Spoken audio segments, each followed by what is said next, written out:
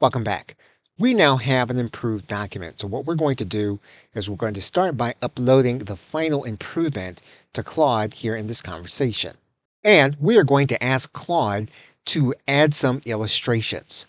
So what we're going to do is we're going to ask Claude for at least 2 illustrations, one for each half of the document. And we're going to ask for them in the form of an SVG file.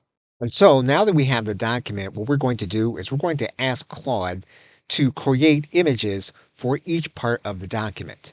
Now in this case, what we've done is we've divided the document in half, and we've asked Claude to give us some kind of SVG image that will allow us to explain the content better. And actually what we're going to do is we're going to ask for a relevant image for each section. We're going to ask that the chatbot, for this case, would not create a flowchart for that image and would not create a mind map. Now that we have done that, we are now going to click enter. And our query was not exactly correct. So we're going to iterate with the chatbot and we're going to request that each statement be converted to an SVG file. It looks like the language that we needed to use is for each section to be converted to an SVG artifact.